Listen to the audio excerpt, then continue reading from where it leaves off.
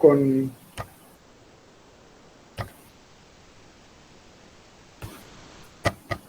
las clases, chicos. ¿Qué tal? Hola, profe, buenas tardes. Hola, profe, buenas tardes. Buenas.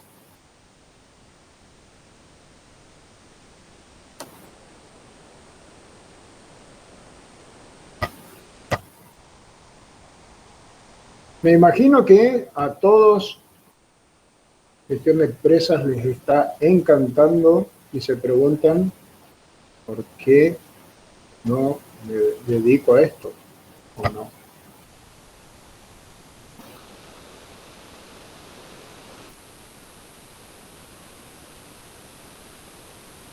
Estoy estirando para admitir. Hablen un poquito ustedes también, che. Si estuviéramos en presencial estaríamos tomando mate juntos. Yo estoy tomando mate todavía, profe. No, yo también, pero cuando era presencial a mí me gustaba catar los distintos mates.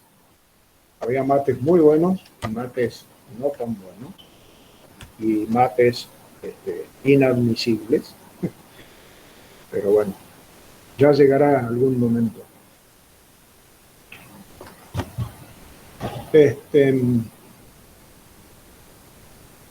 Bueno, todavía falta bastante gente. Che, el que quiera, estaría bueno prender un toque la cámara para, como siempre les digo, para interactuar. El que quiera, ¿eh? El que quiera. Vuelvo sobre la pregunta o lo que estuvimos comentando con Justo, creo que era la clase pasada. Si conocen, o si inclusive alguno de ustedes es músico o participa en una banda de música de algún estilo que sea, si nos siguen en las redes sociales, van a ver que estamos de alguna manera tratando de encontrar. No, todo bien, Jorge, por eso, quédense tranquilos. El que puede solamente, yo para... Hola, Cristina, para ver caras, ¿no? Para ver caras, nada más. Hola, Rocío. Solo eso, chicos.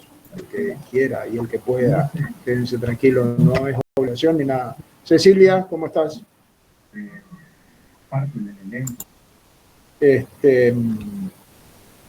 No es requisito ni nada que se le parezca. ¿Eh? Leonel, ¿cómo va eso? ¿Todo bien, profe? Bien, che. Luz. ¿Cómo andas, Luz? Buenas tardes, profe. ¿Cómo va? ¿Todo bien? Che, les decía, mientras sigo admitiendo gente, si conocen algún compañero que está en una banda o alguno de ustedes inclusive, si están en una banda, justo vos me estás debiendo todavía, ¿eh? Me dijiste que me ibas a mandar el recital de la cancha de River más o menos y todavía no tengo nada. Quiero que... Julito, ¿vos? ¿Algún instrumento? ¿No?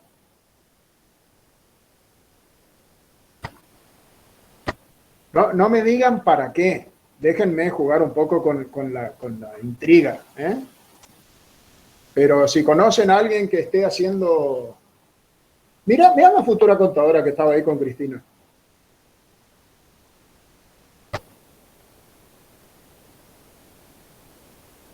Si conocen, por favor, que manden al correo de la Secretaría de Extensión un video, el link de Instagram o algo. Después les digo para qué es en algún momento de la vida. Déjenme jugar un poco con la intriga. Estamos medio poco todavía.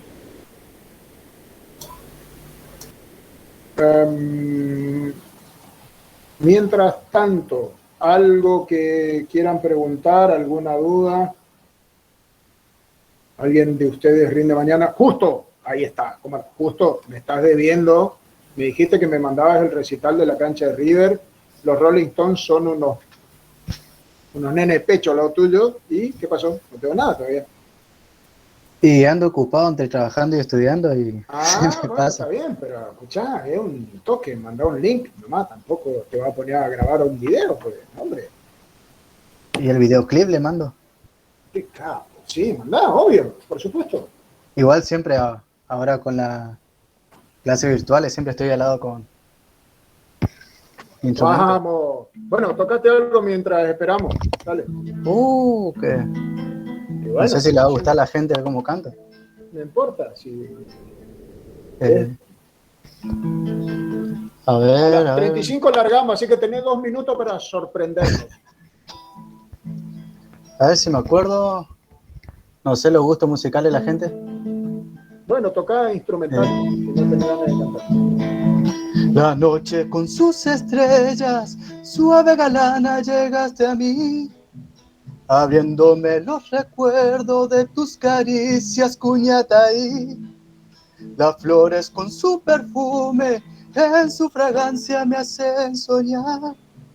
Mi guainita idolatrada, voy a quererte hasta besar. Tal vez porque estoy muy triste, recuerdo nuestros amores. Tal vez porque son tus versos las causas de mil dolores. Tal vez porque no te olvido, sos mi prenda más querida. Si yo olvido estos pagos, ay, ay, te dejé mi vida. Muy bien, excelente. ¿Viste? Y Buena, no queremos. justo. Qué grande, justo. Qué capo. Animos cumpleaños, bautismo, divorcios. Traigan caladril porque se picó. Qué bien, listo, se armó. Imagínense si así estamos un miércoles, lo que va a ser la clase el viernes. Es todo lo que puedo decir. ¿Eh? El viernes, que encima empiezan las noches de calorcito. Bueno, ya saben. Quiero los videos de los músicos. Está claro que no siguen las redes sociales de la facultad y que están todos atrás de económicas, anda diciendo. Eso está clarito. Porque no veo ninguno que haya dicho nada de lo que hemos publicado de que se busca en Bocujara, que es justamente gente que toca un instrumento en guaraní. Entonces queremos buscar a alguien que queremos conocer a los músicos o a los que tienen el hobby de hacer música, que forman parte de la facultad. Chicos, son 19:35. Yo les diría que arranquemos. ¿Están de acuerdo? Y si no están de acuerdo, bueno, también. Inicio la grabación. Quienes quieran apagar sus cámaras, siéntanse libres de hacerlo. Quienes quieran seguir con la cámara prendida, siéntanse libres de hacerlo. Hagan lo que quieran, en definitiva. Bueno, vamos a empezar a lo que hemos venido. Bien, voy a empezar a desarrollar el tema 4.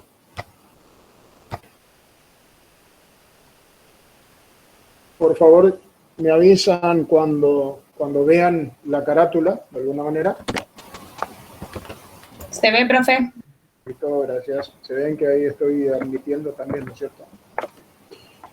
Bien, tema 4. Siempre que empezamos a desarrollar este tema, a mí me gusta de alguna manera hacer una aclaración. Digo, este es uno de los temas más lindos. Bueno, en realidad a mí me gusta toda la materia, pero particularmente tengo predilección para algunos. Y creo que la gestión de la dirección es uno de los temas más desafiantes y más lindos, o también uno de los más aburridos y más abstractos y más difíciles de estudiar si no tenemos en cuenta o no asumimos una postura de tratar de entender o de ver cómo me puede servir o cómo puedo aplicar cada una de estas cosas que vamos a ir viendo y que están desarrolladas en profundidad en las notas de cátedra en algo cotidiano. En este sentido, a mí me gustaría, siempre planteo, que está bueno hacer el ejercicio de que antes de empezar a hablar de esto, ustedes se sitúen, así como hicimos en la clase pasada, en la vereda del negocio, sitúense o ubíquense en una situación que a ustedes los obliga de alguna manera a enfrentar esto. Están en una entrevista con un futuro cliente de su estudio contable, o están en una entrevista de trabajo con el dueño de una empresa que los convocó para que sean el famoso contador interno de la empresa. Quiero que me ayuden a poner orden en la empresa. Cualquiera de las dos situaciones. O también inclusive aquellos que tengan una empresa familiar o conozcan a un amigo que tiene una empresa familiar. Ubíquense ahí. Quiero que estén mentalmente, no en la clase de gestión de empresas, sino que quiero que estén ubicados ahí, en este escenario que estamos hablando.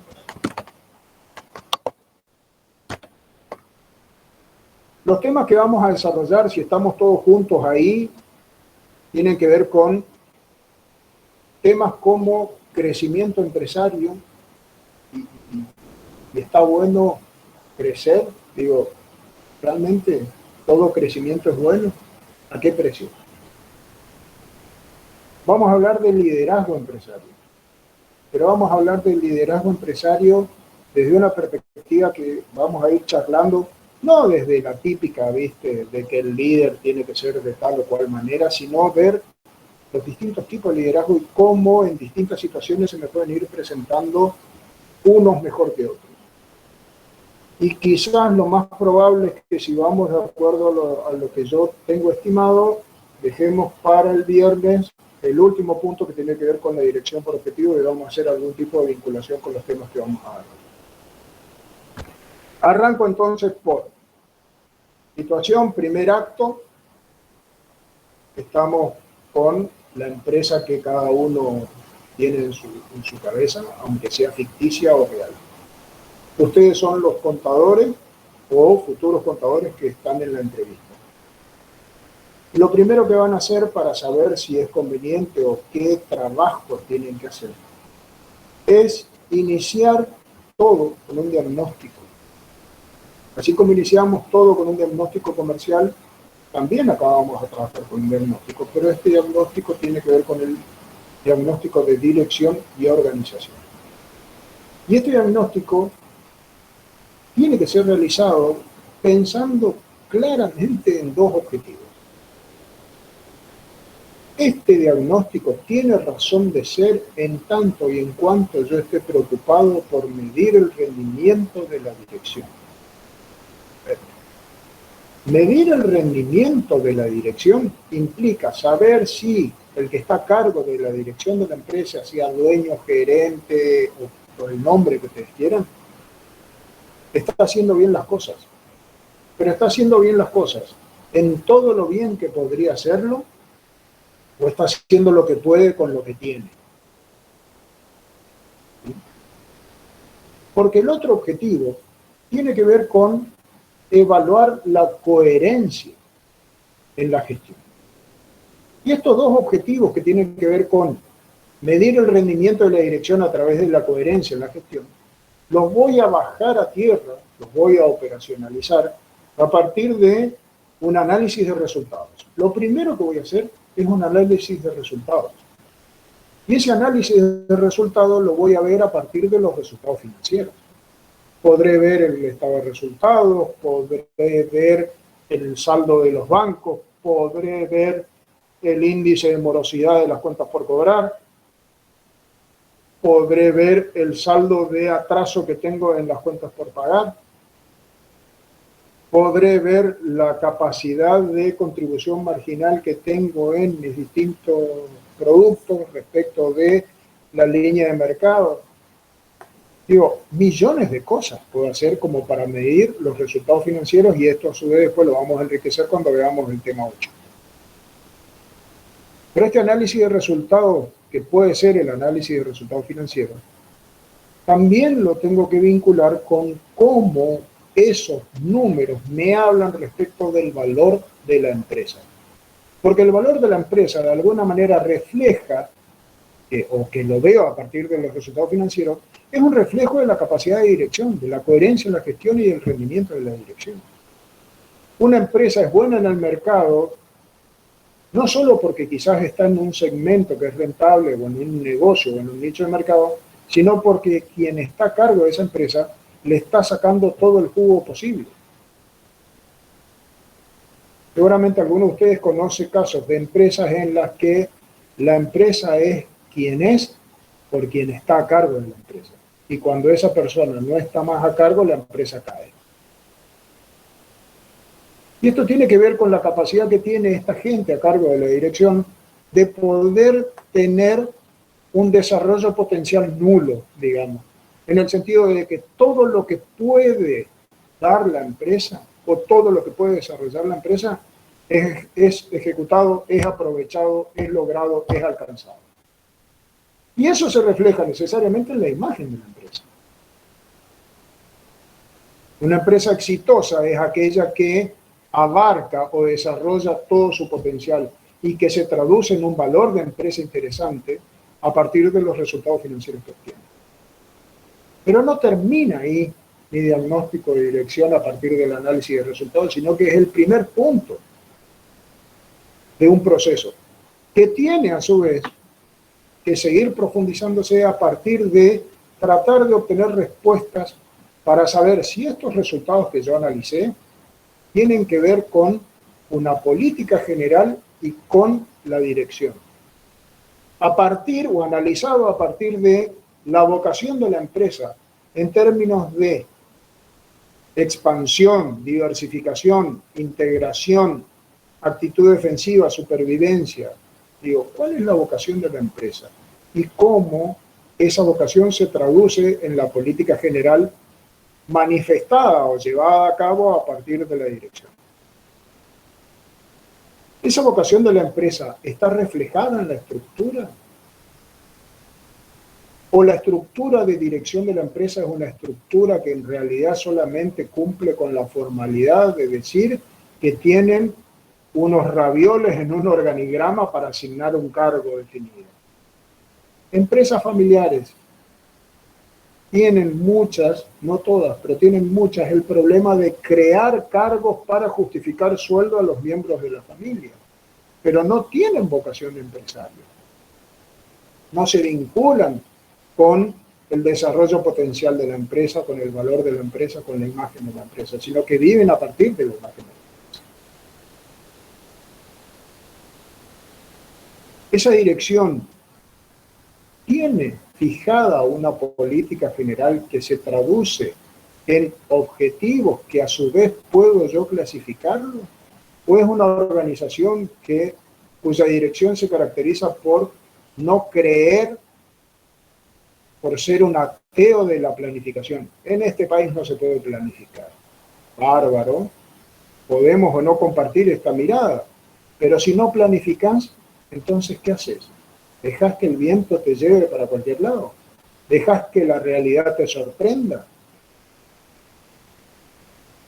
Qué arriesgado, digo, estás atento a que voy para donde el viento me lleve. Y en ese voy para donde el viento me lleve, podés quedarte afuera del mercado y perder tu empresa. Difícilmente creo que crezcas en un entorno competitivo con ese tipo de actitud. Si yo no creo en objetivos que puedo clasificar a partir de la definición de una política general, entonces claramente no voy a poder hablar de orientaciones estratégicas. O también puede decir de que en realidad el empresario a cargo de la dirección o los dueños o los gerentes sí tienen una orientación estratégica, pero están fallando en los objetivos que definen. O tengo orientación estratégica, tengo objetivos definidos, pero mi estructura de dirección no es acorde por capacidad o por aptitud para alcanzar esos objetivos. Porque quienes están a cargo del raviol en uno de esos ravioles de dirección no están alineados con la vocación de la empresa. Digo, ¿por qué me importa este diagnóstico de dirección? Porque tengo que saber dónde me estoy metiendo, chicos. Si yo no me tomo este trabajo en serio y lo hago de manera superficial, corro el serio riesgo de meterme en un problemón. Y lo que parecía fácil termina siendo muy difícil. Y no lo puedo solucionar. Y como no lo puedo solucionar, termino rifando mi prestigio profesional. Así como cuando lo logro, me van a venir a buscar de otras empresas para solucionar estos problemas, cuando no lo logro, me van a decir que soy un chanto. ¿Soy claro?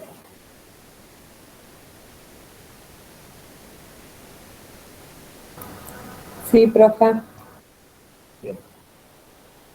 Así como estamos hablando de política general y de dirección, tengo que tener presente también que esto tiene que estar alineado con el estilo de dirección. Y ese estilo de dirección se refleja a partir de una cultura y sistema de valores que tienen que estar relacionados, cohesionados, o que deben tener una vinculación con el estilo de animación. Digo, si mi empresa se caracteriza por estar trabajando en un entorno muy... piensen en una empresa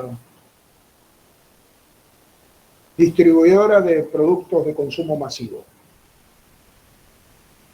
donde mi cultura es que todos los vendedores se pelean por que semanalmente sean el vendedor de la semana o del mes. Y mi estilo de dirección es uno que no le doy bolilla, que no fomento la competencia, que no genero un programa de incentivos o de competencia interna, así sea por pagar la coca después del fútbol del sábado, digo, ojo, no estoy diciendo un premio. Quiere decir entonces de que la competencia de aptitudes pueden estar desaprovechadas o subutilizadas, podríamos decir. ¿De qué manera ese estilo de dirección se relaciona con la organización y la estructura? ¿Es un tipo de organización que requiere una estructura pesada o una estructura ágil? Hay una definición de autoridad, de delegación, de responsabilidades claramente definida. Tiene una estructura de red. Hay una complejidad administrativa que trabaja con áreas delimitadas y que exige, por lo tanto, que los procedimientos estén formalizados, porque están vinculados a cuestiones de seguridad, por ejemplo, porque la complejidad de las tareas que se desarrollan en este tipo de organización exigen que los procedimientos estén estandarizados. Imagínense un banco, una financiera. Ahí cada uno hace lo que quiere. Claramente no. Si yo tengo la capacidad de poder resolver o mirar estas cuestiones de la organización, estructura, estilo de dirección, política general y dirección, voy a ir encontrando los elementos que me permiten conocer la razón de ser de los resultados que estoy viendo. Me cuentan un poco la explicación o el fundamento de por qué tengo los resultados que tengo. Y recién ahí voy a poder entender o tener la capacidad de recurrir a la auditoría de los métodos de planificación y control de gestión. Porque voy a empezar a medir la coherencia o la vinculación que existe entre los sistemas de información, los métodos de planificación y las técnicas. Porque todo esto, en definitiva, lo estoy haciendo con el propósito de buscar las relaciones de causa-efecto. Los resultados que obtengo se explican por qué política general, por qué el estilo de gestión, por qué la organización, por qué los métodos de planificación y control de resultados. Fíjense que si yo hice de manera consciente todos estos análisis, podríamos decir, tengo un conocimiento tan detallado de la organización que me plantea un mapa de cursos de acción posibles sobre los cuales empezar a trabajar. y no ir adaptándome o acomodándome a lo que me sorprenda. Por eso puedo pensar después en un plan de acción con recomendaciones para empezar a intervenir. Y acá es donde tenemos que empezar a, de alguna manera, discutir o debatir o por lo menos empezar a pensar. Digo, el éxito o el fracaso de una empresa, yo puedo explicarlo por la coyuntura. Pero en realidad tenemos que tratar de evitar caer en la trampa de explicar todo por la coyuntura. Porque es la posición cómoda. Porque muchas veces explicarlo por la coyuntura me sirve para tapar o para disminuir o disimular la calidad de gestión que yo estoy llevando adelante en mi empresa. Digo, el éxito o fracaso depende siempre, o en un 99%, de la calidad de gestión, no de la coyuntura. Porque si así no fuera, como en un contexto como el que nos tocó con el marco de la pandemia y demás, todavía hay empresas que sobreviven. ¿Me siguen? Digo, si nosotros no explicamos el éxito o fracaso de una organización a partir de la calidad de las personas que están llevando adelante la responsabilidad de gestión, puedo terminar cayendo en la fácil de la coyuntura. No, suerte. No, lo que pasa es que le tocó justo. Digo, nosotros como profesionales tenemos que entender de que hay gente que está en el negocio hace muchísimo tiempo y que tiene un saber distinto al nuestro, que por ahí tiene un contenido más académico, pero que ese saber también es perfectamente válido para poder desempeñar una calidad de gestión que le permita por lo menos sobrevivir. Y si no, siempre digo, es bueno como remedio tomarse un baño de humildad, la pastilla de humildad profesional, es comparar el saldo de la caja de ahorro del empresario con la tuya, ¿no? Lo que estamos trabajando o tratando de evaluar es la aptitud de la dirección. Lo que estamos tratando de buscar con este diagnóstico de la gestión es justamente evaluar la aptitud que tiene la persona que está llevando adelante la responsabilidad de la dirección. Porque si no, caemos en la fácil de decir que es bueno aquel cuya empresa tiene buenos resultados y es malo aquel cuya empresa tiene malos resultados. Y en realidad nos estamos perdiendo de vista situaciones como, por ejemplo, que hoy transitoriamente la empresa o la organización está teniendo malos resultados porque estamos en el proceso de maduración de un proyecto de inversión cuyos ingresos, cuando estén en marcha y alcancemos la maduración, van a triplicar o cuadriplicar o quintuplicar a los actuales. Entonces, tratemos de verlo con un poco más de mirada amplia, digamos, con los anteojos de ver de lejos, ¿no? No nos quedemos en la cómoda, en la fácil. Planteemos este diagnóstico de dirección para tratar de evaluar la aptitud que tiene la dirección para poder ayudarnos a explicar por qué la empresa está en la situación que está. Y en qué medida son los que tienen la responsabilidad de dirección los responsables de los resultados y del valor y de la imagen que tiene la empresa hoy en el mercado.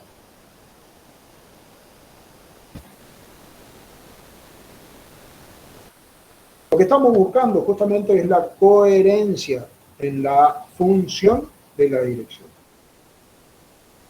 Y esa coherencia la vamos a ver a partir de la adecuación de estilo de dirección, método de planificación, control de gestión, tareas propias de la administración y cómo todos estos estilos, métodos de planificación y control de gestión se vinculan con la vocación de la empresa, con la problemática de la situación actual y con la estrategia que me define cómo salgo de donde estoy para llegar a donde quiero llegar.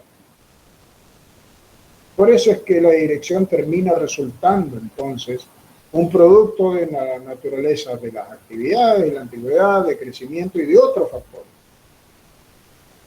Y por esa razón es que podemos llegar a entender por qué una empresa no puede ser dirigida de la misma manera si estamos trabajando con tamaños o sectores distintos en términos de esta clasificación entre pequeña empresa y gran industria. Por esta razón es que podemos afirmar de que no existe un estilo único de gestión ideal, universal, porque justamente, y esto está demostrado en un entorno, en una actualidad como la que nos está tocando, quienes tengan un estilo de gestión que no se adapte, que no se adecue a un contexto, que sea rígido y que permanezca inalterable en el tiempo, llévalas de perder. El tema es que yo puedo tener muchas ganas de tener un estilo de gestión que responda a estos parámetros que estoy hablando. El problema es que mi personalidad como dueño no me permite. El problema es que el sector de actividad en el que estoy trabajando hace de que yo no pueda tener una adaptabilidad dada por normas, por ejemplo, del tipo sanitario, me refiero específicamente a bromatológica, porque estoy en proceso de alimento. Y está vinculado con problemáticas propias de ese sector. Digo, hace no mucho tiempo, ¿se acuerdan del bloqueo de gremio de camioneros al parque industrial, donde era para una empresa, pero las otras empresas que estaban dentro de ese parque tampoco podían trabajar? También tiene que ver con las expectativas que tiene mi propia gente y la capacidad que tenga yo como dirigente, en términos de estilo de gestión hablo, de poder responder a esas expectativas. Y a su vez, como si esto no fuera poco, digo, también tiene que ver con las características del entorno. En un entorno como el actual, tengo que gestionar de una manera en la que probablemente yo no gestionaba antes de la pandemia. Y seguramente no tendrá algún tipo de modificación sustancial, sí, en lo que sea la nueva normalidad. A ver, chicos, seguramente muchos de ustedes conocen más de algún amigo, empresa o comerciante o conocido que hasta antes de la pandemia no sabía lo que era cobrar con un código QR. Y hoy, si no lo cobras con un código QR, casi digamos que estás resignando ventas.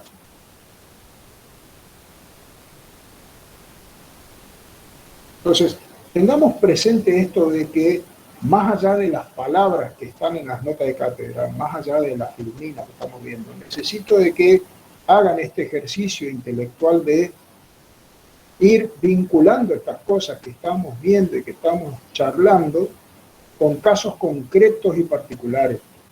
Porque si no, el riesgo que corremos es que esto sea tan abstracto que termine siendo aburrido. Y si hay algo que no tiene, es justamente ser aburrido. El tema es que el estilo de gestión tiene que ver con personas. Y esas personas tienen una caracterización que está dada por la responsabilidad que tienen. Y que por lo general, entre otras formas de nombrarlos, se denominan de forma genérica alta gerencia. Y estas personas que desempeñan o desarrollan la alta gerencia son aquellas que tienen la responsabilidad o es el responsable de administrar a la organización como un todo. Entonces, son aquellos que son responsables de administrar el vínculo con los clientes, el vínculo con los proveedores, el vínculo con los empleados, el día a día de la administración. Y cómo, a su vez, ese día a día tiene que ver con el cumplimiento de un plan estratégico definido. Son personas de acción, son personas que ejecutan líneas de planeamiento estratégico definidas por la alta dirección, aunque muchas veces son las mismas personas, ¿no? En el caso de una empresa familiar chica, pyme, ¿ustedes creen que hay un directorio y después una gerencia? ¿O el dueño es el que hace todo? El dueño es el que hace todo. Entonces, esto que estamos hablando de alta gerencia también es aplicable al dueño de la despensa de la esquina de mi casa. Porque este señor es director y es alto gerente. Porque tiene a su cargo, la administración de su organización como un conjunto. Y como ejecuta actividades concretas, es que se los denomina ejecutivo. También se lo denomina director estratégico o directivo estratégico, porque establecen las políticas de las operaciones. Pero si solamente me quedo en definir las políticas y después no ejecuto nada, entonces es un poco incongruente o incoherente hablar de gerente, porque justamente la razón de ser es la ejecución de las actividades.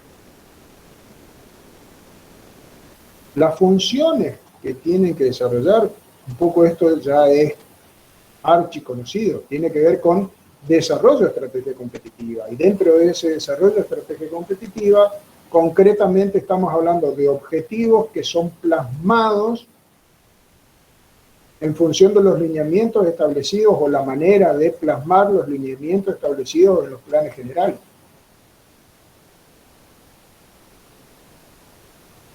Yo digo, un plan general, para que realmente sirva, tiene que bajar del Word a actividades concretas.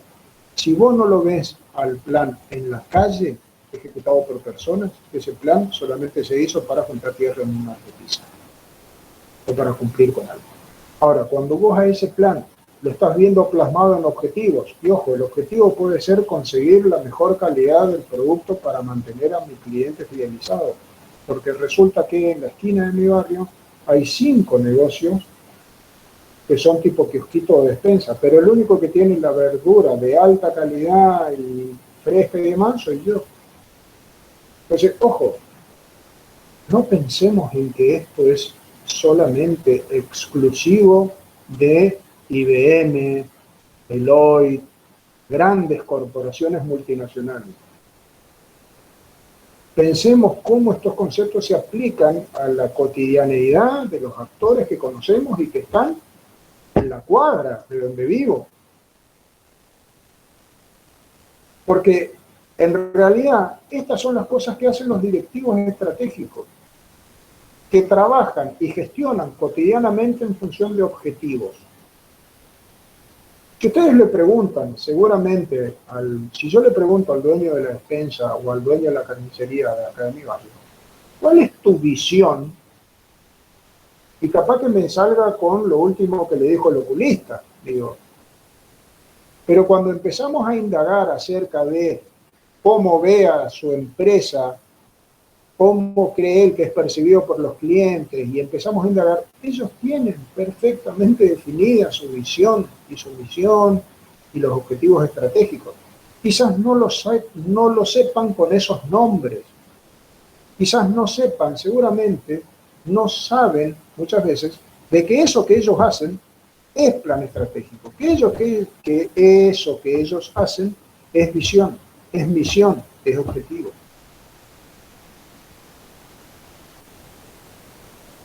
Si yo me quedo con la mirada de la competencia al directorio, con la típica imagen de una mesa grande, con sillones grandes, de gente vestida de traje o de ropa cara, voy a estar perdiendo de vista que las competencias y decisiones del directorio, entendido como aquella persona que define el planeamiento estratégico o que elabora el planeamiento estratégico, pero que después lo termina bajando para implementar a partir de una conducta estratégica.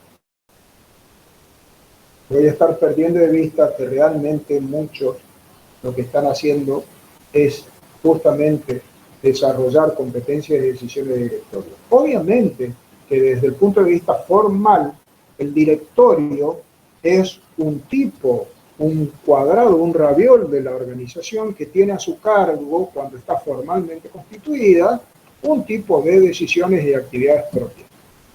Pero no lo cerremos solo a esa gente. ¿Me explico, chicos? Digo, claramente cuando una organización está formalmente establecida en términos de estructura organizacional, vos vas a poder delimitar y designar responsabilidades y competencias o decisiones que son propias de un directorio. Piensen en el directorio del Banco del Chaco, directorio del Banco de Corrientes o del banco que ustedes quieran. Quienes tienen responsabilidad de directores de esas instituciones son los que elaboran el planeamiento estratégico. Vamos a desarrollar la billetera virtual. Desarrollan la conducta estratégica porque definen aquellos cuadros que van a tener a su cargo la responsabilidad de ejecutar esta política, de desarrollar la billetera virtual y tenerla dentro de 3 meses en el mercado. Y de vincular a todos los comercios para que todos acepten y que sea una política comercial exitosa. Y el hecho de vincular a todos los comercios lo que hace es atender a los vínculos con el entorno. ¿Por qué? Porque justamente si yo no tengo en cuenta este vínculo con el entorno, lo que voy a estar haciendo es una planificación abstracta, sin anclaje en la realidad. Entonces, tengamos presente estas cuestiones de competencias y decisiones del directorio para poder entender qué es lo que tienen que hacer. Porque si no, no voy a poder responder la pregunta que está en rojo. ¿Qué sucede cuando algo falla? Si yo no tengo clara estas vinculaciones, no voy a saber de quién es la culpa. Puede ser que la falla esté puesta en el planeamiento, puede estar basada en una cuestión de ejecución o de imagen que no tiene relación con la expectativa o la realidad, o que falta una vinculación con el entorno y que por lo tanto nadie se siente representado en esa satisfacción de necesidad supuesta. Por eso es que la pregunta que nos tiene que orientar de alguna manera tiene que ser esta de ¿qué hacen aquellos que hacen bien las cosas? ¿Qué hacen los gerentes que son tildados o catalogados de efectivos? ¿Cómo hacen lo que hacen aquellos que son mejores en términos gerenciales? Tenemos claro que todos los que tienen a su cargo decisiones del tipo gerencial se caracterizan justamente por esto, la responsabilidad de tomar decisiones. Y esas decisiones tienen que ver con respuesta a 3 preguntas básicas. ¿Qué, cómo y quién? ¿Qué, cómo y quién? Y piensen en este ejemplo que veníamos hablando, desde un CEO hasta el dueño de la despensa. Si cotidianamente no toman decisiones respecto del qué, cómo y quién. Lo que nosotros tenemos que tener presente, pensando en las fallas que decíamos recién, es que cuando la persona toma decisiones respecto del qué, está formulando una visión, está diciendo qué es lo que quiere hacer, qué es lo que considera que tiene que hacer para llegar desde donde está a donde quiere llegar. Y por lo tanto, a partir de esa formulación de visión, también tiene que decir cómo hay que hacerlo. Porque si no nos quedamos en una expresión de deseo, me encantaría, yo quiero, pero ¿y si no tengo respuesta para el cómo lo voy a hacer? Y si ese cómo lo voy a hacer no está vinculado a una creación de valor, lo más probable es que termine siendo quizás un resultado de muy corto plazo, si es que lo logro. Porque esa creación de valor es lo único que me va a dar la sustentabilidad en el tiempo. ¿Se acuerdan cuando hablábamos en marketing de la creación de relaciones, proceso de relaciones, de diseñar relaciones que sean sustentables? Entonces, si yo no genero valor en el intercambio, seguramente el cómo va a ser de muy corto tiro, va a ser de muy corto alcance.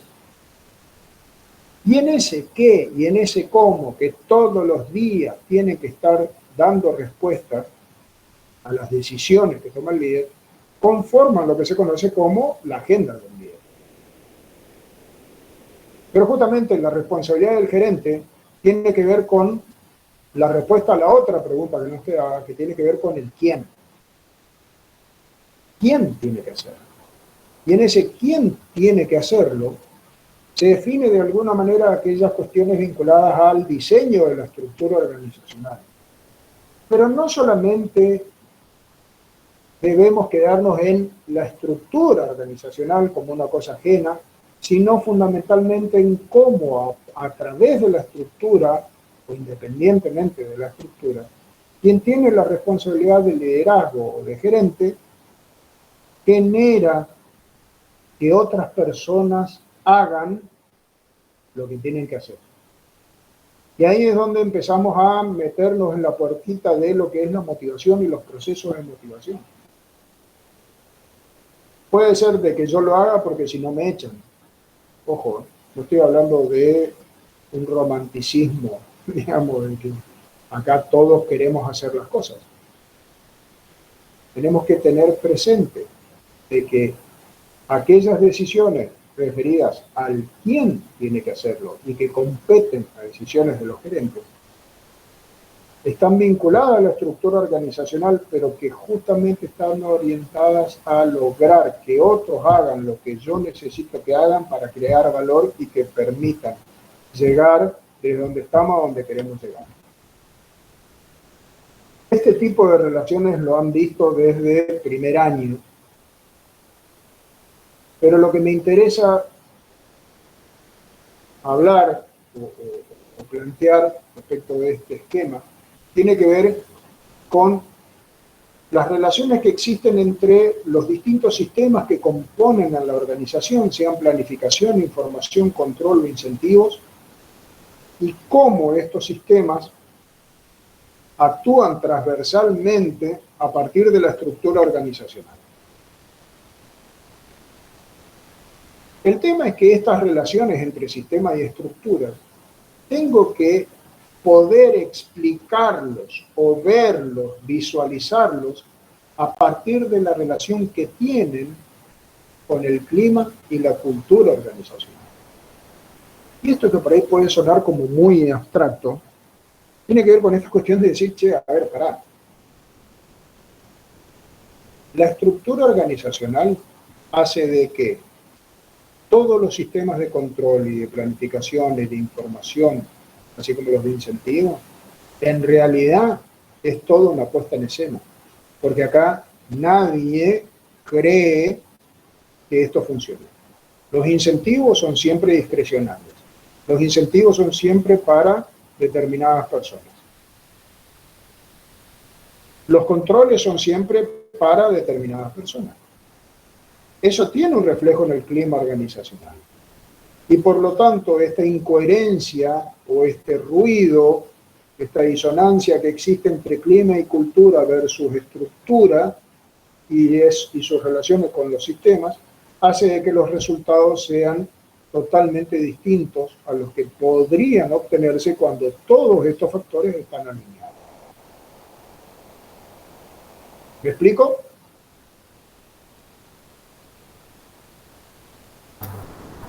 Sí, profe.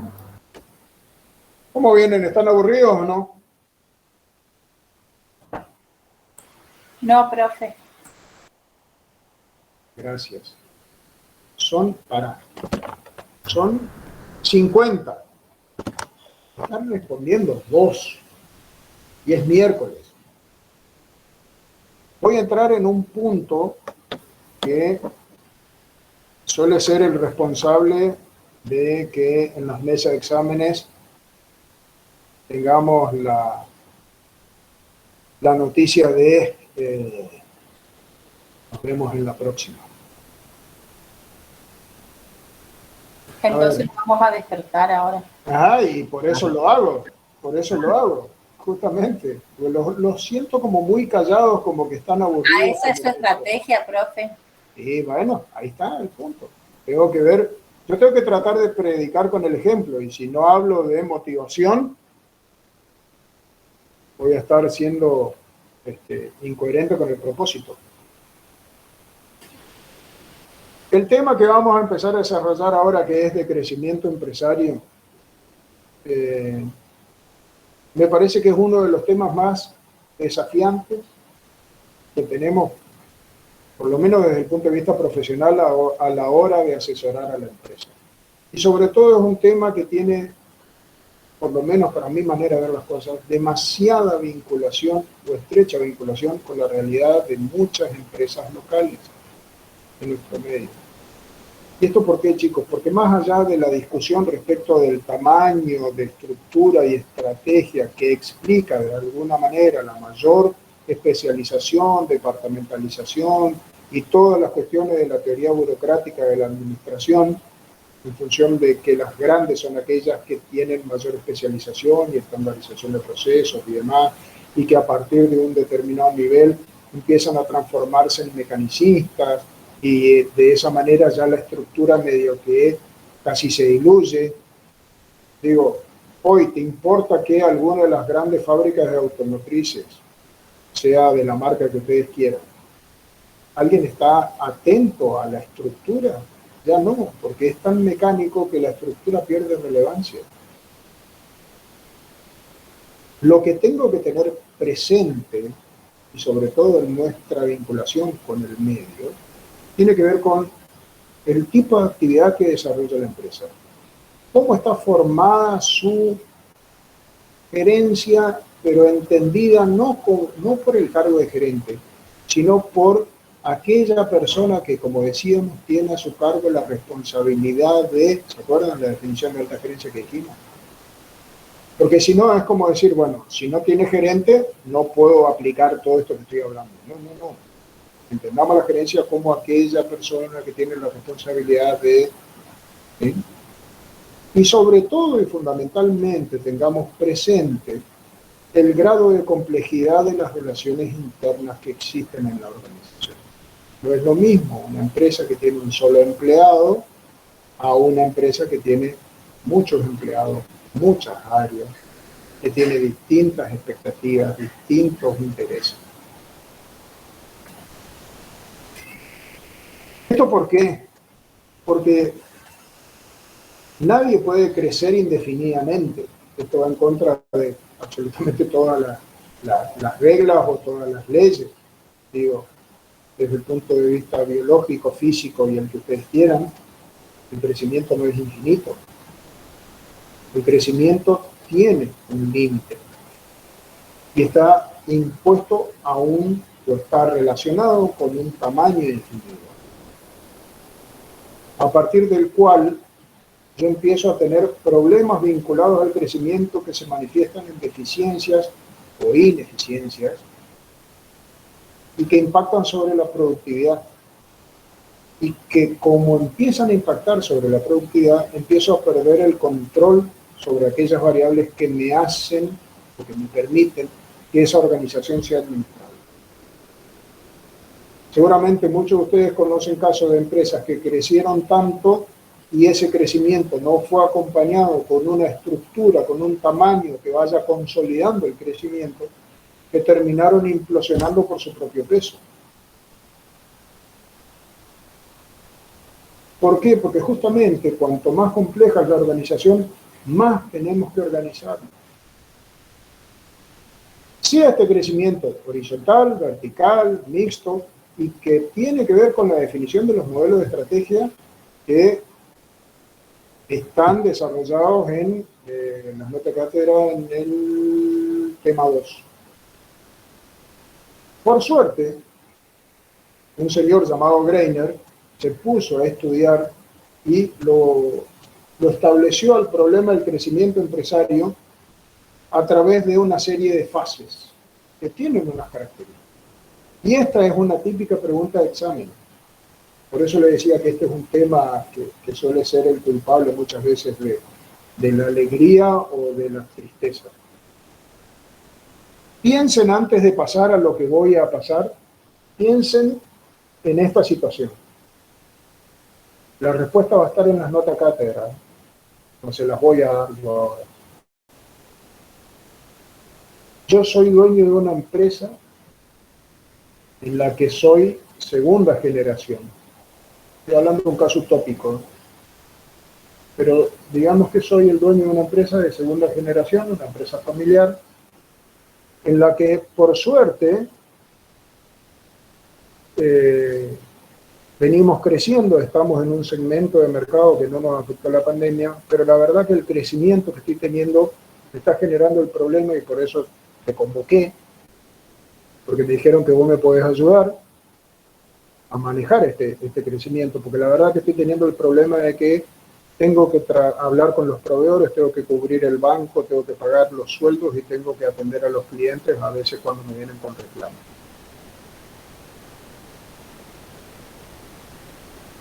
¿Estamos de acuerdo? ¿Tienen claro el problema que tengo? Pregunta de examen. Sí, profesor. profe.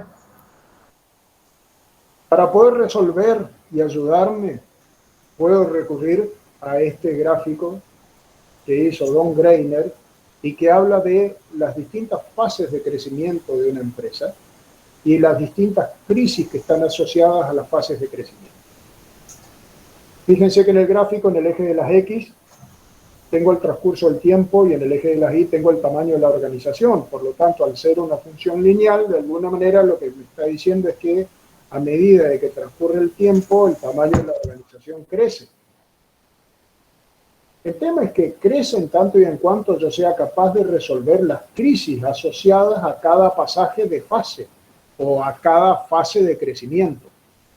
Porque cuando yo empiezo con una organización, que es lo que normalmente empieza a nivel de los emprendimientos o microemprendimientos, me va yendo tan bien con mis socios que la verdad que estamos teniendo una cantidad de ventas, nos va re bien, estamos todos re contentos, pero llega un momento en el que estamos creciendo a un punto en el que se nos empieza a plantear un problema de liderazgo, porque todos estamos tan desesperados de conseguir nuevos clientes que todos estamos atrás de los mismos y empezamos a cometer errores, porque nos olvidamos de atender el pedido de alguno, o fuimos los dos a querer cobrarle, o fuimos los dos a pagarle al mismo proveedor, o yo pensé que en realidad mi socio fue el que pidió los insumos para poder fabricar lo que teníamos que pagar. Entonces, lo que estoy teniendo como punto de inflexión es una crisis de liderazgo, que si yo no la sé solucionar y no aplico las herramientas que tengo para solucionar este problema, puedo correr el riesgo de matar a la empresa. Es como mi punto a partir del cual, si yo no tengo la capacidad de poder resolverlo, no voy a seguir creciendo e inclusive puede seguir de que vuelva al punto de partida. Si yo tengo la capacidad de resolverlo a través de, y ahí están las notas de cátedra, lo que puede pasar, seguramente va a pasar, es que voy a entrar en otra fase de crecimiento, que tiene las características de ser conocida como un crecimiento a través de la dirección. Pero esa fase de crecimiento no es eterna, sino que me voy a enfrentar otra vez a un punto de inflexión que va a estar dado por la crisis de autonomía. ¿Cuáles son las características de la crisis de autonomía? Nota de cátedra. Si yo las conozco a las características de la crisis de autonomía, que son las que me causan esa crisis denominada autonomía, y las puedo resolver a partir de que las puedo reconocer, entonces voy a entrar seguramente en una fase que se conoce como crecimiento a través de la delegación. Pero ese crecimiento a su vez tampoco va a ser eterno, sino que voy a terminar otra vez en una crisis de control. Y así con cada una de las instancias de las fases de crecimiento. ¿Por qué me importa este punto de la fase de crecimiento? Porque la realidad de muchas pymes locales es que está en alguna de estas fases y enfrentando alguna de estas crisis. Entonces ustedes como profesionales del medio, lo que van a tener es la capacidad dada por la teoría, por Greiner y otros, para poder reconocer las características de las crisis que enfrentan estas pymes y que les van a permitir, una vez atacadas las causas que originan la crisis, poder generar las condiciones para entrar en la siguiente fase de crecimiento. Por eso la pregunta tiene que ver con plantearles una situación hipotética de un empresario que está enfrentando determinados problemas. Chicos, creo que alguna vez les dije, la realidad no viene en formato de guía de trabajo práctico. No le va a venir un empresario a decir, yo creo que estoy en la fase de crecimiento tal y estoy enfrentando la crisis de oportunidad. ¿Qué te parece si no? Le van a venir a plantear el problema. Y está en la capacidad de ustedes, profesional, de poder identificar las características y enmarcarla dentro de un marco teórico, de un cuerpo de teoría que viene a ayudarlos a solucionar los problemas. ¿Me explico? Sí, quedó claro. Sí, profe. Mañana, que es la mesa, voy a preguntar todo el día sobre el crecimiento de Greiner.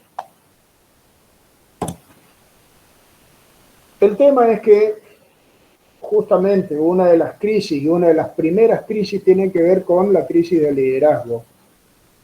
Pero además estuvimos hablando desde el principio de la dirección y de la alta gerencia como el responsable. Digo, ¿quién lleva a cargo todo esto? Si no el líder. El tema es que lo primero que tengo que hacer es poder diferenciar al líder del liderazgo. Porque el liderazgo es un proceso, el líder es una persona. El liderazgo es un proceso que tiene como característica principal la guía a un grupo y que además ese grupo está influenciado para poder alcanzar las metas que están definidas. ¿Por quién? Por el líder.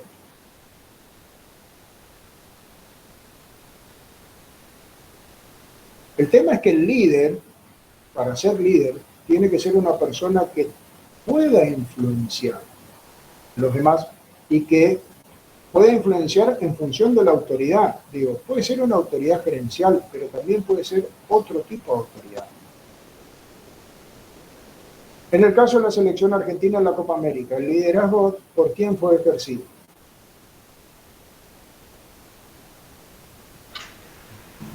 El capitán Messi.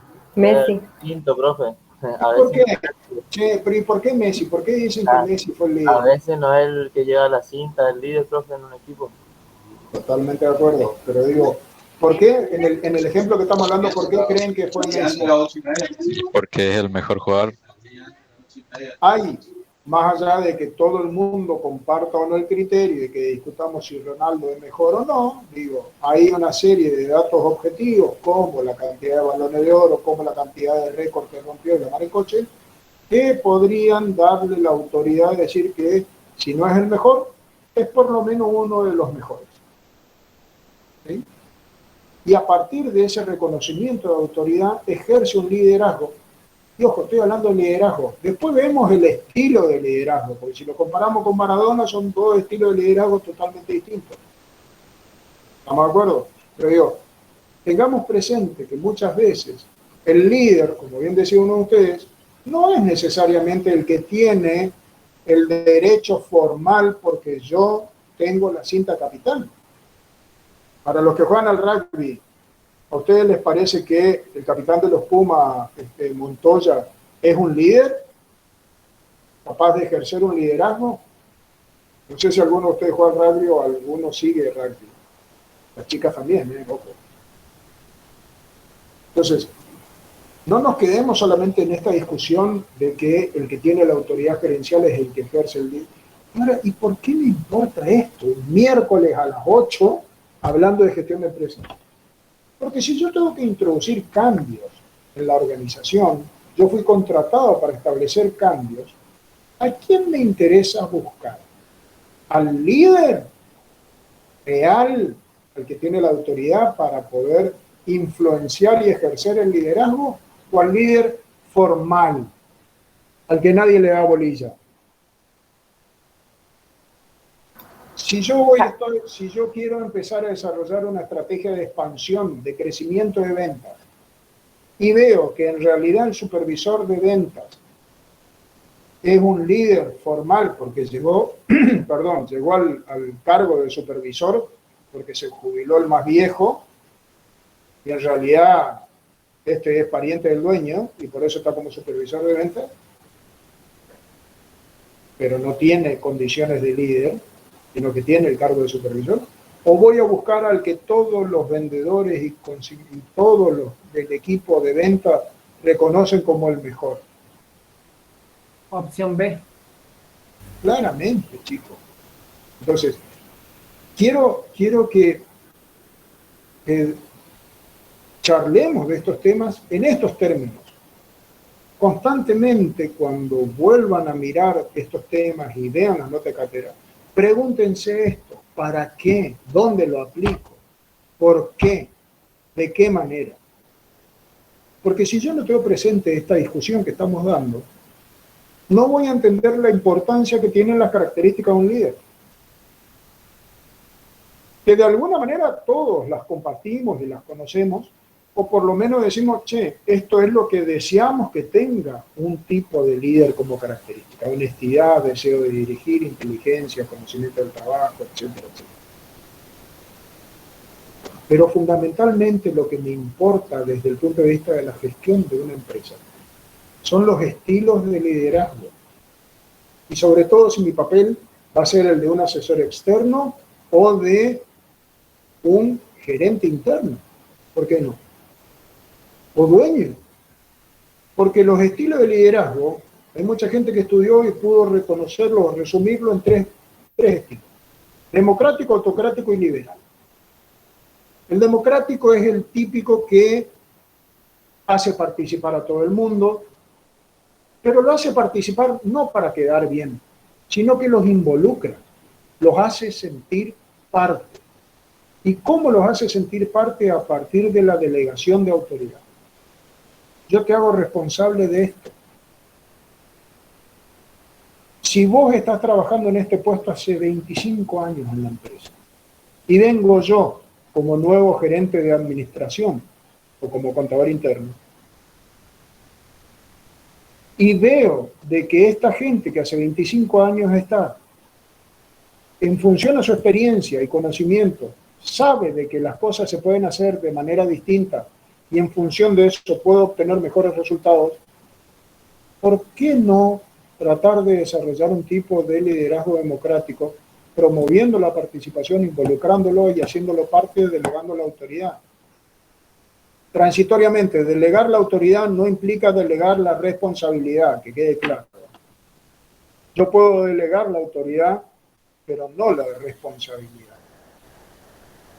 ¿Me explico? También puedo tener un tipo de liderazgo que sea autocrático, en términos de dictar método de trabajo, no participa nadie. Es un poco el líder más tirano, pero eso no quiere decir que sea el malo o el menos bueno de todos. Y ahora digo por qué. Y por último tengo el estilo de liderazgo liberal, que es el típico dejar hacer, dejar pasar, digamos, ¿no? Hagan lo que quieran, básicamente. ¿Por qué me importa conocer estos estilos de liderazgo, chicos? Porque depende de la organización en la que estoy metiéndome, voy a tener que ejercer un tipo de liderazgo específico, y aún teniendo un estilo de liderazgo predominante, puede ser que necesite ir en determinadas situaciones o momentos armando o mixando un poco estos estilos. Si yo entro a trabajar en una organización que tiene una estructura del tipo militar, si ustedes como contadores después pasan a formar parte del servicio penitenciario o de alguna fuerza o de algún tipo de empresa que tiene vinculación con el mundo de la vigilancia, una empresa de seguridad privada o cosas por el estilo, ¿les parece que yo podría convocar a todos los empleados y decir, che, a ver, ¿en qué horario te parece que podrías trabajar vos? El sábado no puedes trabajar a la noche. Ay, bueno, entonces vamos a ver cómo busco la solución para que vos... ¿Me siguen con el planteo? Sí, profe. Si yo tengo una empresa, como es el caso de las empresas de base tecnológica, donde a mí lo que me importa es que vos tengas la fase de programación de determinado producto para tal fecha, porque ese día es el que sigue después tuyo en la programación, digamos, necesita tener ese insumo. A mí no me importa si venís a trabajar, si trabajás en OJ desde tu casa, si trabajás a la noche, a la mañana, digo, hacé lo que quieran. A mí cumplime nomás con el trabajo, pero después manejate vos como puedas y como quieras. Entonces, es importante que sepamos que los estilos de liderazgo tienen características propias y que cada uno responde a un tipo de organización y a un momento y a un contexto. No quiere decir que uno sea mejor que otro, ¿ok? Porque si no parece como que todos tenemos que ser democráticos. Y después resulta de que vos querés ser democrático en estructuras que por las características de la organización, de la actividad, no pueden ser democráticas, no pueden ser ejercidas mediante el liderazgo democrático, sino que tienen que estar ejercidas para ser eficientes de un modo autocrático. No tirano, ojo, no estoy diciendo que sea tirano ni que sea el maldito que decide sobre la vida de los subordinados, digamos, de los súbditos, ¿tá? Sino que son estilos de liderazgo donde se dictan métodos de trabajo y que por las características de la actividad se limita la participación en contraposición a lo que pasa con el democrático y en contraposición con lo que pasa con el liberal. ¿Está clara esa parte, chicos? Sí, profe. Voy con algunos temitas de comunicación que tienen que ver con justamente las fallas que muchas veces se cometen a la hora de gestionar este liderazgo.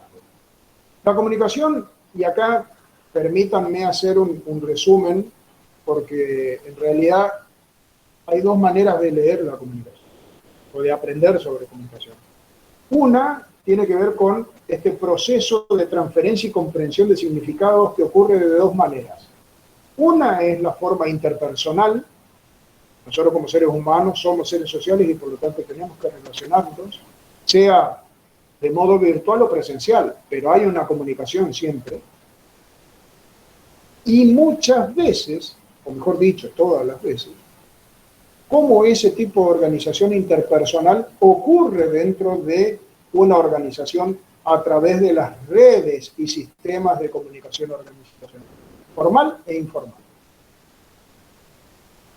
Si yo tengo una reunión importante mañana en la que tenemos que participar fulano de tal del área de producción y yo que estoy en ventas o en administración y finanzas, y me acuerdo cuando nos encontramos en el baño de la empresa y le comento, probablemente al día de la reunión, cuando me encuentre solo, diga ¿qué pasó? Y lo que seguramente pasó es que la comunicación fue ineficiente porque el modo de comunicar a través de las redes informales no fue el correcto. Y por lo tanto, si encima me tiene bronca o envidia, es la excusa perfecta para hacerme quedar mal. Pero más allá de esto, lo que tenemos que tener presente es que la comunicación tiene que ser efectiva. No quedarnos en los elementos. Por favor, chicos, no nos quedemos en los elementos que los conocemos todos. Pensemos en la comunicación efectiva y las barreras que actúan para que esa comunicación no sea efectiva. Una de las principales tiene que ver con la sobrecarga de información. Les va a pasar cuando ejerzan profesionalmente de que se van a transformar muchas veces en psicólogos de sus clientes y que fueron o se juntaron o se reunieron con sus clientes para hablar de la declaración fuera de ganancias y del monto de anticipo que tiene que pagar, y hasta el momento en el que llegan al monto del anticipo tuvieron que escuchar el problema en la reunión familiar del domingo que tuvo con el yerno, la nuera, el cuñado, el hermano del primo, del tío, del sobrino. Entonces, Ojo, tengamos presente que la comunicación tiene que ser efectiva y el desafío es justamente trabajar contra las barreras que hacen que esa comunicación no sea efectiva. Y para ello tenemos formas de superar esa barrera, a partir de la retroalimentación, simplificar el lenguaje, emociones, señas no verbales. Y en esto hay mucho para aquel que le interese, tiene que ver con la programación neurolingüística. Hace un tiempo había una serie, creo que era en Fox, que era El Mentalista, no sé si alguno de ustedes lo vio, que era tipo un fulano que ayudaba a un cuerpo de detectives a descubrir a los asesinos y demás, a partir del lenguaje no verbal. Muchas veces en los lenguajes no verbales decimos muchas cosas que para las mentes entrenadas permiten de alguna manera inducir el proceso de comunicación hacia donde yo quiero. Y lo que mencionábamos respecto de la comunicación organizacional en términos de los patrones de flujo y redes formales e informales respecto de cómo comunicar, qué comunicar y cuándo comunicar. Así como hablamos de los estilos de liderazgo y de la comunicación, una de las principales formas de utilizar la comunicación tiene que ver con la motivación. Y la motivación entendida como proceso mediante el cual lo que tratamos de hacer es que todos o las personas que me interesan de un equipo trabajen en conjunto hacia el logro de una meta o de un objetivo. Y a partir de ahí podemos reconocer tres tipos de motivación: la extrínseca, intrínseca y la trascendente, que lo vamos a volver a ver allá por la gestión de recursos humanos.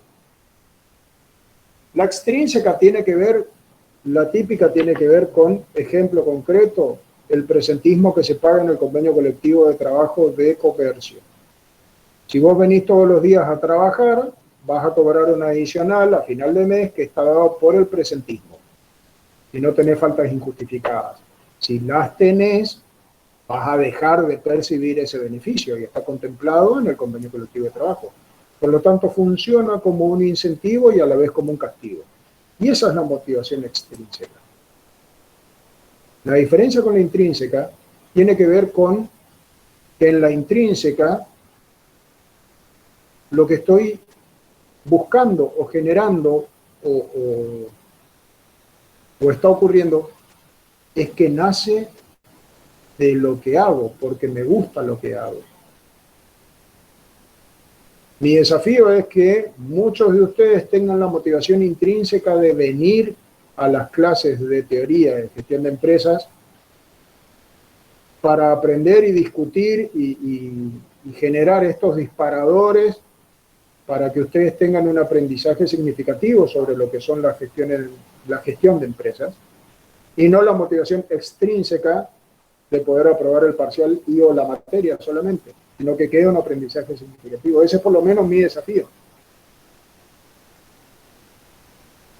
Y la otra motivación es la motivación trascendente. Está dada por el sacrificio en pos de un bien mayor, sí, pero en realidad tiene que ver más que con el sacrificio, con la satisfacción. La satisfacción de hacer algo que realmente se reconozca como valioso y como útil para los demás o para la sociedad. Trasciende de la persona que desarrolla la actividad en beneficio de otra. Por eso es trascendente.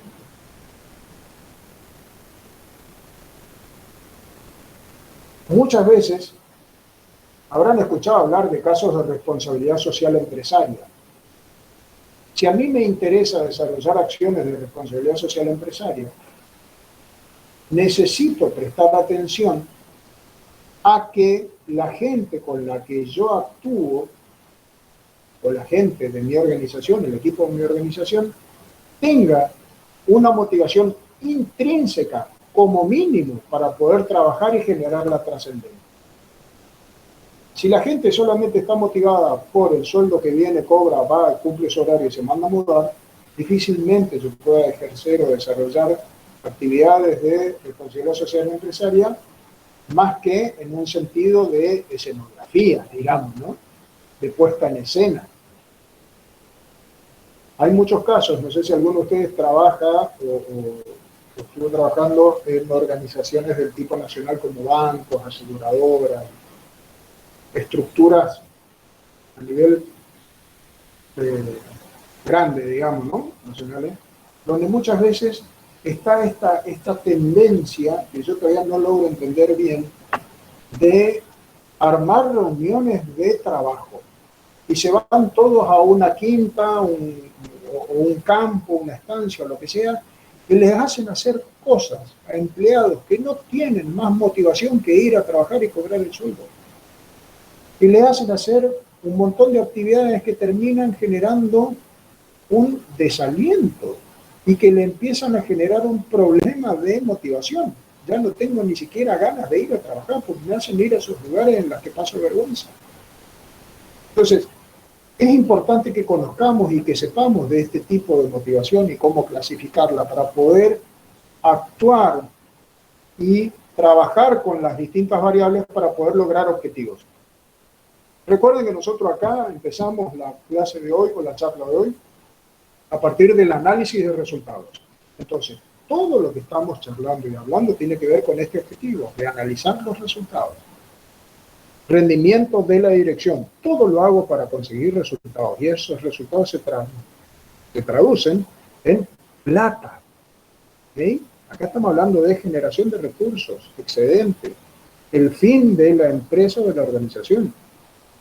Y si no es plata, será posicionamiento. Y si no es posicionamiento, entonces será una motivación trascendente, que es hacer un bien a la sociedad. Pero sepamos cómo juegan. Esto de autoridad y poder lo dejo, no está en las notas de cátedra, pero lo dejo como para que entendamos que el liderazgo y la motivación es ejercido por una persona que tiene una responsabilidad de autoridad y poder. Pero la autoridad debemos entenderla como el derecho que viene asociado a un tipo de posición y que por el cual, en función de ese tipo de posición, tengo el derecho de decirle a la gente qué tiene que hacer y tengo que esperar, tengo el derecho de esperar a que esa gente, porque yo se lo digo, lo haga. De hecho, hasta lo podemos relacionar con el tipo de liderazgo autocrático. ¿Sí? Pero la realidad es que hoy, en la actualidad, estamos hablando del gerente como un facilitador. Ya no como quien dice lo que hay que hacer y me siento a esperar a que las cosas se hagan como yo digo, sino como un facilitador en el que la autoridad puede ser delegada transitoriamente, más no la responsabilidad, para que entonces otros me ayuden también a generar las condiciones que se traduzcan en mejores resultados. Profe, esos Sí. son, serían como grupos de trabajo como los de Scrum. Sí, exacto. Sí, Scrum y otras metodologías ágiles, ¿no? Por eso es que, bárbaro, me diste un pie fenomenal. Si nosotros no entendemos esto que estamos hablando, cuando nos encontramos con esto, el curso de modalidad Scrum de trabajo, decís, ¿qué onda? O sea, me está faltando una parte del capítulo, el primer capítulo de la serie, digamos. ¿Me siguen? Entonces, más allá de que no lo tengamos desarrollado en la nota de cátedra como tal, lo dejé intencionalmente para hacer esta vinculación. Y por último, para no demorar mucho, quiero dejar la discusión respecto de la dirección innovadora. Hoy más que nunca, en el entorno que nos toca trabajar, todas las empresas están obligadas a ser innovadoras, pero innovadoras, y acá hay una discusión respecto de creación e innovación, digamos, ¿no? Hasta una discusión del tipo teológica. Hay posturas que dicen que el único que puede crear es Dios, y por lo tanto el ser humano tiene como actividad vedada la creación. Lo digo como una nota de color, pero en realidad lo que estamos discutiendo acá es, che, ¿qué es la creatividad?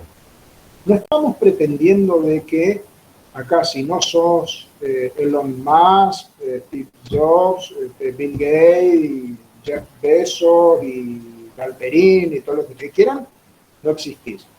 Estamos hablando de que la creatividad implica el desarrollo de una habilidad para combinar ideas de una manera que no se vio antes, o por lo menos una manera de asociar ideas de una forma que no es lo que usualmente uno ve. Eso también es. Y por lo tanto, si adoptamos o estamos de acuerdo en esta concepción un poco más amplia de creatividad, podemos entender a la innovación como un proceso de transformar ideas creativas en productos útiles o en métodos de trabajo útiles que se traduzcan en resultados. Y preferentemente resultados financieros. Porque una organización que es innovadora, lo que va a tratar de hacer es canalizar toda la creatividad a resultados útiles. Y si no, vean el valor de Mercado Libre. El tema es cómo hacemos para estimular y cultivar la innovación. Gente que es creativa en entornos adecuados. Yo no puedo meter a un factor como recurso humano, a una persona que tiene un perfil altamente innovador en un entorno absolutamente conservador, porque lo que va a pasar es que uno o el otro se van. Imagínense una empresa en la que el promedio de edad y la postura más allá de la edad, ay, no me sale, la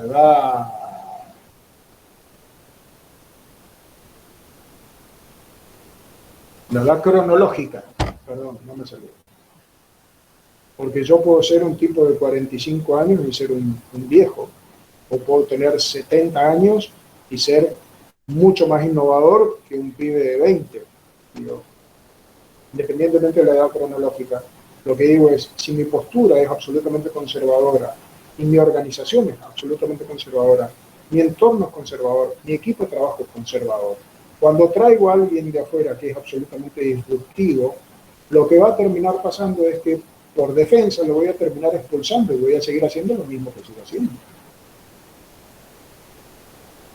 Lo que yo tengo que tratar de ver es cómo estimular y cultivar esa innovación. Y buscar los mecanismos para decir que estas dos partes no se maten, sino que trabajen juntos. Y tiene que ver necesariamente con la estructura de la organización, pero en términos informales, ya no formales.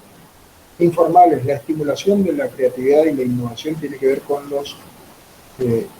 las redes informales de la organización. Y a partir de ahí empezar a gestionar este entorno de admisión y de alguna manera trabajo en equipo.